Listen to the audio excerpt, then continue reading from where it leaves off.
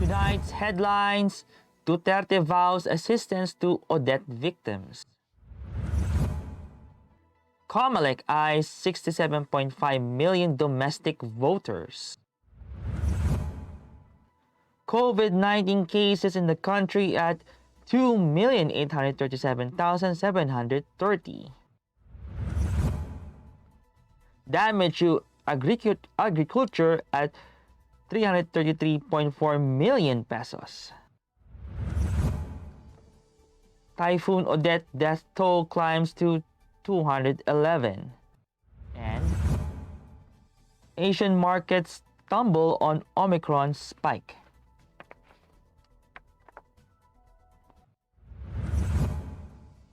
Good evening. Today is Monday, December 20, 2021. I'm Miguel Paltagonon and this is Tribune News on Q. Here are the stories for this evening. President Rodrigo Duterte, facing victims of Typhoon Odette, said that government is in deep debt amid the pandemic, yet vowed to distribute one sack of money per family during the campaign period. However, the president said that the government will prioritize those who were really left with nothing and noted that those whose houses are still intact and just need some repairs will be next to receive help. The president also changed his tune when he mentioned going back to Bohol to hug seductive individuals and campaign for administration bets for 2022 polls. The president then asked the crowd if he would receive a warm welcome, a gesture that earned good reception from the crowd. The Commission on Elections, or Comelec, on Monday said it is expecting around 67.5 million voters for the 2022 national elections. Comelec spokesperson James Jimenez said the 67.5 million voters, which he posted on Twitter over the weekend, is the final number for domestic voters. Apart from that, Jimenez said there are around 1.8 million overseas Filipinos who registered to vote in the upcoming polls. According to Jimenez, if the estimated 67.5 million registered voters would participate in the 2022 national and local elections, it would be considered as a historic level of participation. The Department of Health reported 263 confirmed COVID-19 cases on Monday to bring the total number of infected in the country to 2,837,730. This brought the active cases to 9,592, and of the total, 473 are classified as asymptomatic, 3,569 are mild, 3,375 are moderate, 1,797 are severe, and 378 are in critical condition. The number of recoveries, on the other hand, rose to 2,777,354 after 390 patients recovered from the deadly disease. The death toll is now at 50,784 with 45 fatalities recorded. DOH data also indicated that 21% intensive care unit beds nationwide are occupied, while 10% of the mechanical ventilators are in use. Tribune News on Q will be back after these reminders. Boto mo to Halalan 2022, the Daily Tribune special coverage.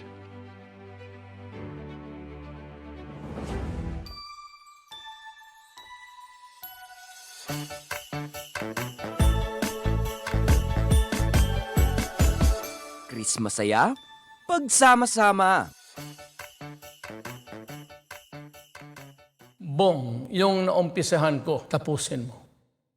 Mga bagong highway, tulay, tren, dapat ma-enjoy na kaagad ng mga tao yan.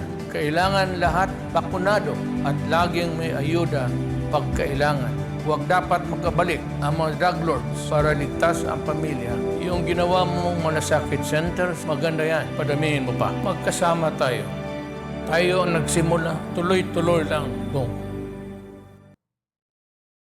Mga impormasyong direktang makukuha mula sa sources at diretsahang usapan. Yan ang atid namin sa inyo sa programang Straight Talk. Samahan nyo kami sa makabuluhang talakayan live tuwing Martes alas 10 ng umaga sa official Facebook page ng Daily Tribune at Tribune Now on YouTube.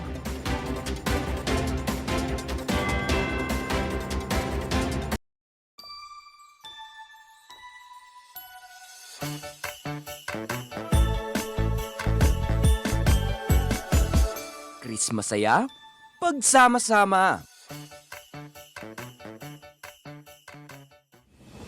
Botomoto Halalan 2022, the Daily Tribune special coverage.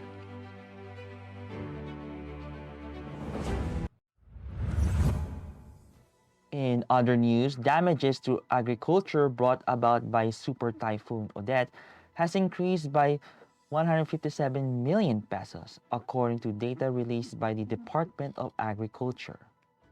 Latest data from the DA show that damage and losses estimate damages at 333.4 million pesos as of 11 a.m. on Monday, December 20, up from 176.4 million pesos Sunday afternoon, December 19. The figure includes 19,640 metric tons and 23,198 hectares of agricultural areas, affecting 12,750 farmers in Calabarzon, Bicol, Western Visayas, Eastern Visayas, Central Mindanao, Davao, and Caraga. Affected commodities include rice, corn, high-value crops, and fisheries, with the figures still subject to validations. Meantime, the Philippine National Police said on Monday that 211 people were killed due to the onslaught of Typhoon Odette. In its update, the PNP said 129 fatalities were reported in the Central Visayas, 41 in Caraga, 24 Western Visayas, 10 in Northern Mindanao, 6 Eastern Visayas, and 1 in Zamboanga. A total of 239 people were injured, with 52 missing, and the PNP said 71 areas were flooded. A total of 3,164 areas had no electricity, and 1,897 localities have no access to telecommunication services, and according to the PNP, a total of 1,013 passengers were stranded in seaports and airports. And in business, Asian stocks and oil prices sank Monday on fears about a fresh global surge in coronavirus infections, and as the future of U.S. President Joe Biden's massive social spending bill was thrown into doubt after it lost the crucial vote of a moderate Democrat. With traders beginning to wind down ahead of the festive season, analysts said trade was thinner and markets more susceptible to swings, but the mood has become increasingly glum as central banks start pairing their huge financial support to fight inflation. At the same time, economies are taking a hit as the fast-spreading Omicron virus variant forces governments to reimpose containment measures and consumers are staying at home. Investors got another negative lead from Wall Street, where all three main indexes ended sharply lower on Friday after the Federal Reserve said it would speed up the taper of its bond buying program and indicated 3 interest rate hikes before the end of 2022. That wraps up the stories tonight. We would like to thank the SM Store, Araneta City, Mary Kay, Department of Tourism and Overseas Community Affairs Council member Alan Lin of the Republic of China for their continued support. And before we go, it's 5 days before Christmas.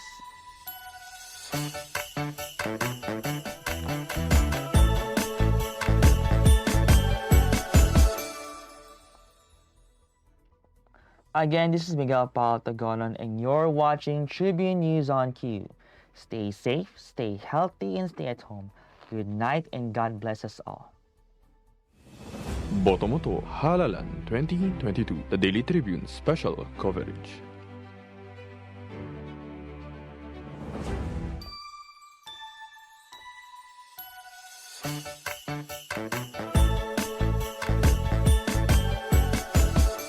Chris masaya, pagsama-sama.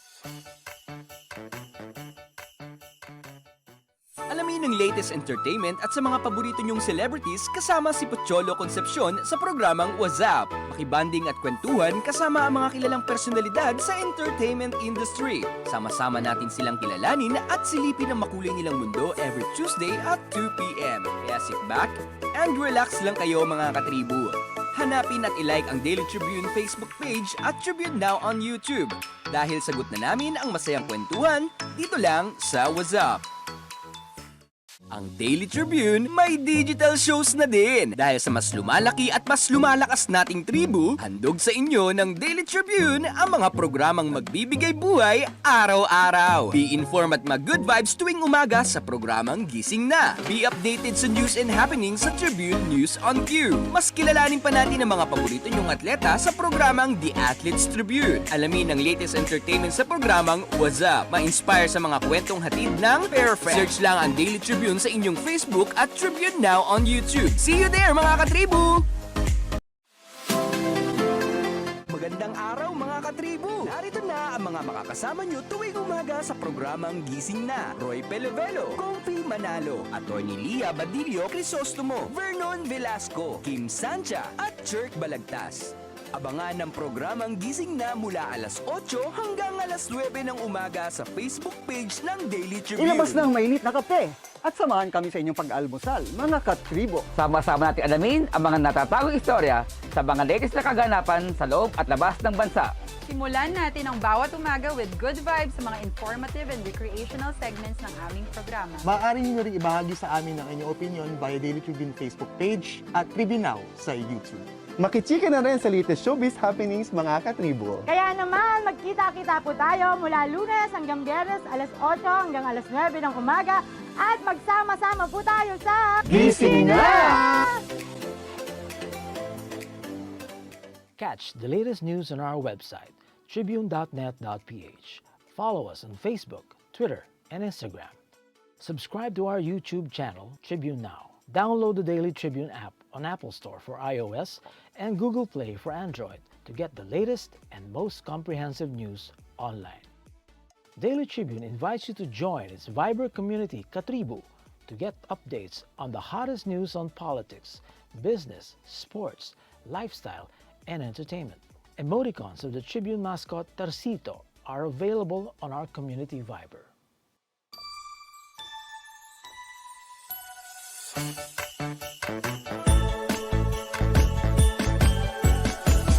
Chris masaya, pagsama-sama.